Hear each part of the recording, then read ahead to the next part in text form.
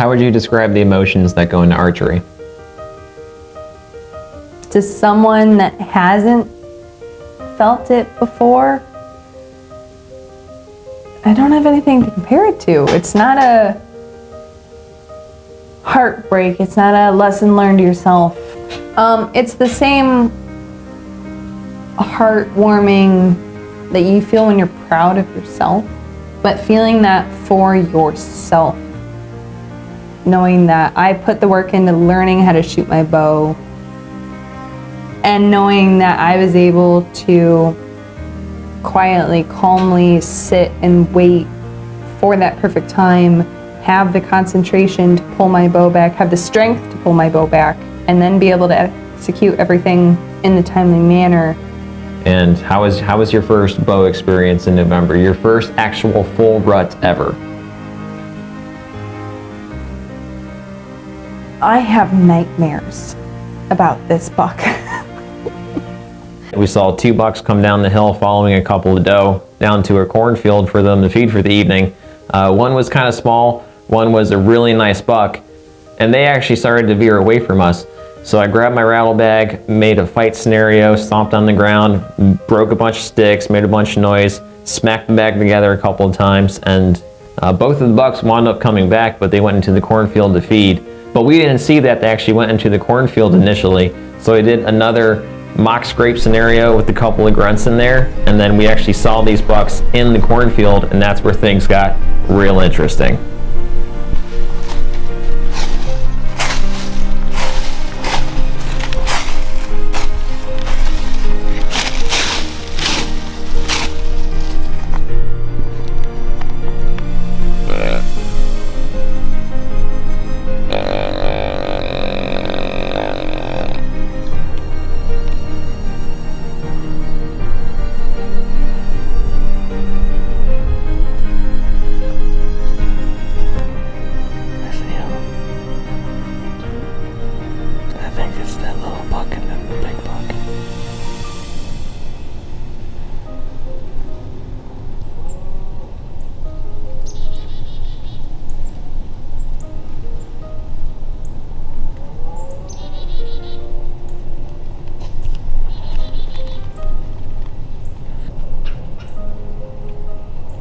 That's the buck I saw walk down the hill. Yeah, the big one's on the right, little one's on the left.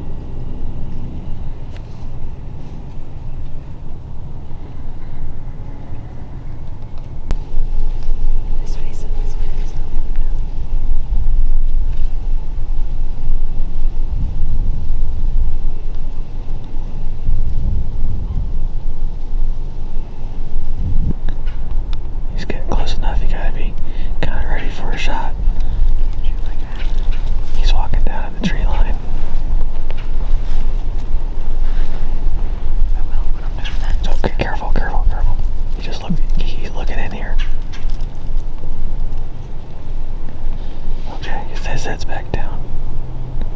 I want him to go around that little bush, because that's where I hid. So if he goes around that, then he's got to go further to the right to go down. Go over. Yeah, look at that.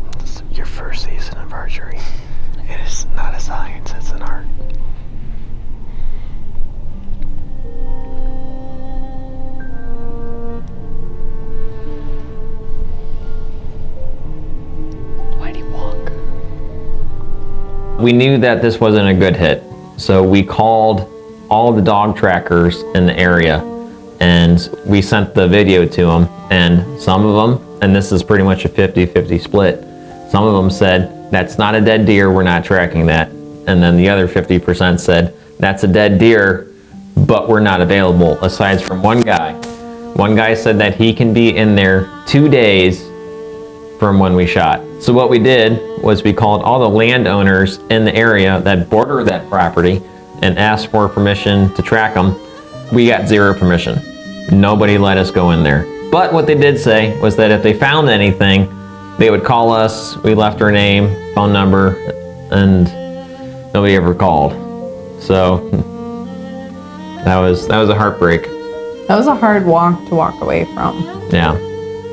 After calling it quits on the dog Yeah. and then leaving. But we had no chance on the dog.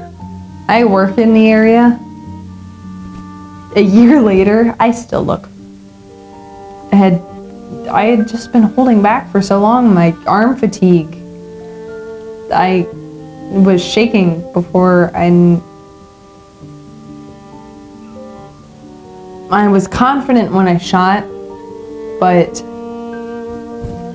And not only was it a weird shot, but you and I went in expecting to learn information, not actually be involved in deer activity. And then when that rattling sequence happened and the deer actually did come down, you and I were on the ground and we were so caught off guard. And I wasn't even like in a comfortable, I can't do it in a chair. My knees were pulled up towards me, one leg was stretched out.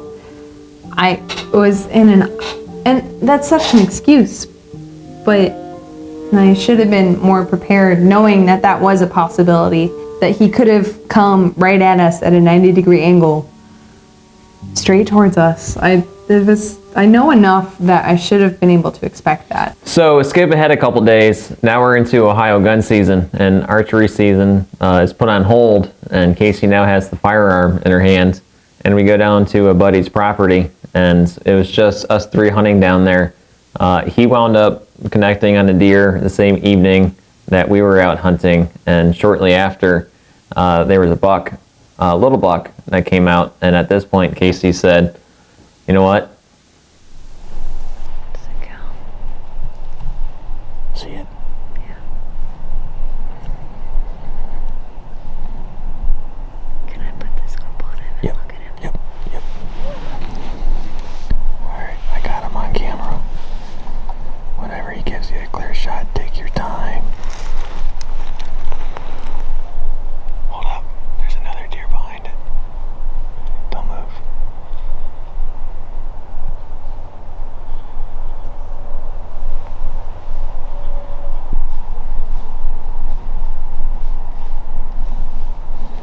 See that gap coming up? That gap's gonna be your shot.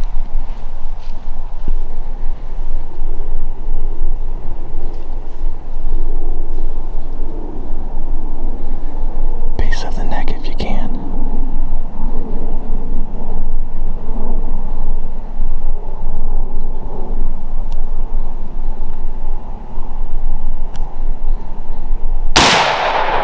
Got it.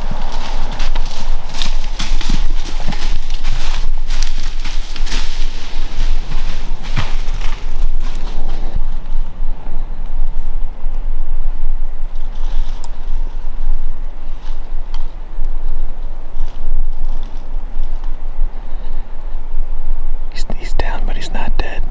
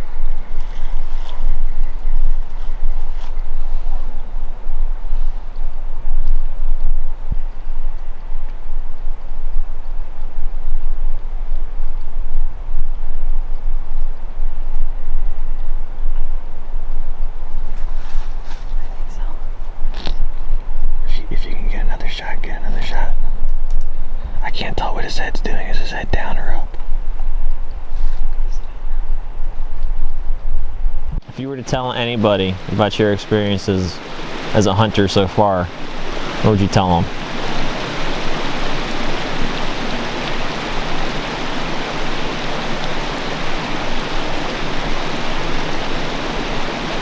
To talk to people that care about hunting. To know what you're getting into, that it's not easy in the slightest. That's a loaded question. There's so much of it till year ago me. If there's one thing that you want to remember from this year for next year. Today, how this feels.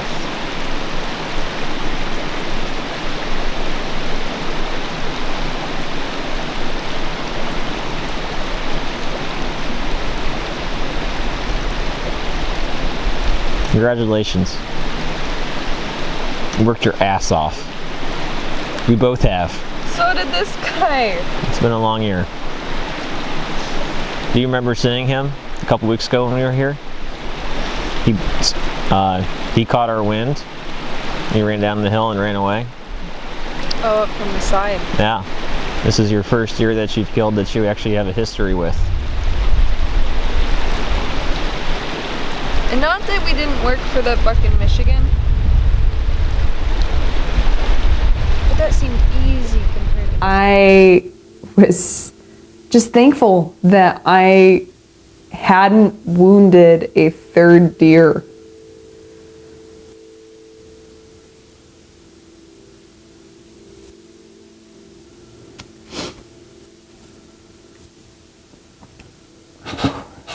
So Dane had asked me if I wanted to say something to my deer. And originally I thought it was because I was his girlfriend and I was a new hunter and maybe I needed that time. But I took a second and Dane stepped away and I talked to this deer like it was my family pet.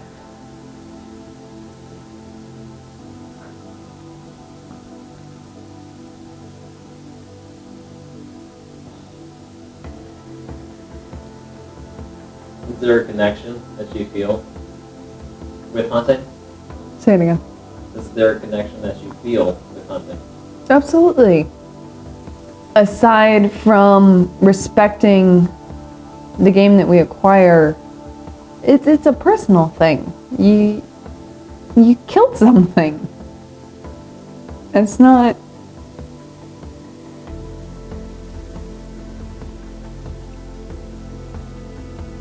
Absolutely. Aside from the fact that you're taking something's life, we're doing something with it afterwards.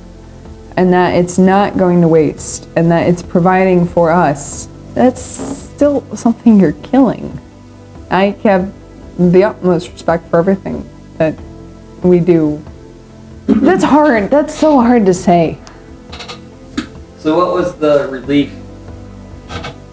What was the relief that you felt once you finally got your hands on the deer? And I didn't hurt him.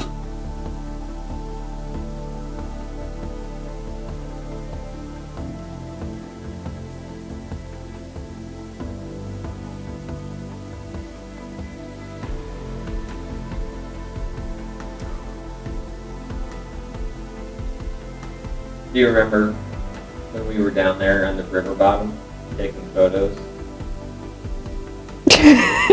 Making some videos? That there was a sense of relief? Yeah. Yeah, but it wasn't... Fuck. I know, but I just don't want to be seen as like a little bitch on the fucking internet. But it wasn't the same, even kind of comparable feeling with my first buck. My buck in Michigan died within 10 minutes. 10 seconds. 10 seconds. And knowing and whether I killed him or not.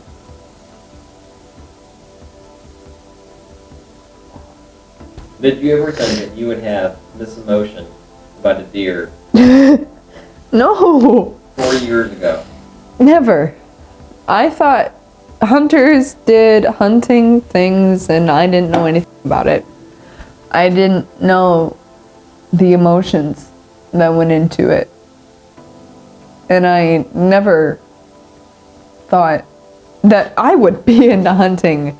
No one in my family hunts. And before I met Dane, I didn't know anything about it. So the feeling between my Michigan buck and my buck at our friend's farm were two totally different things. Seeing and being confident in your shot and knowing that you did the right thing versus watching them run away and having to track them. Especially when I had 3 bad shots. Let me ask you a tough question. Do you feel more connected to animals now than you did before hunting? Yeah, 100%. I waved to the deer on my runs. Would you go back to not knowing? No. And if I could share it with others, I would. But I know without experiencing it yourself, there's no way to relate to this feeling. Like even trying to explain it to my family now and telling my little sister who doesn't hunt but has an interest in it but has never done it herself, she doesn't understand. My parents say congratulations, but they don't know what it's like. The thing that matters the most is your practice. And they say practice makes perfect, but it doesn't matter until it does. Like you don't think about it until it matters. And us practicing and us training on our shots and watching those shot placement videos and us making our own shot placement videos are so key in where my shots were. I thought about that every time I drew my bow back. Before I shot, I think that would be what I would tell new hunters and newer hunters, that they need to practice. They need to be confident so that they don't feel that heartbreak. 'Cause I don't have another word to explain it other than heartbreak on hurting something and not killing it. I don't know if there's another word for it. Even if there is one thing that we take away from hunting, is that we want our family and our family's family and our friends to take away what we take from hunting. And that is to give the game that we acquire from the field the respect that it deserves.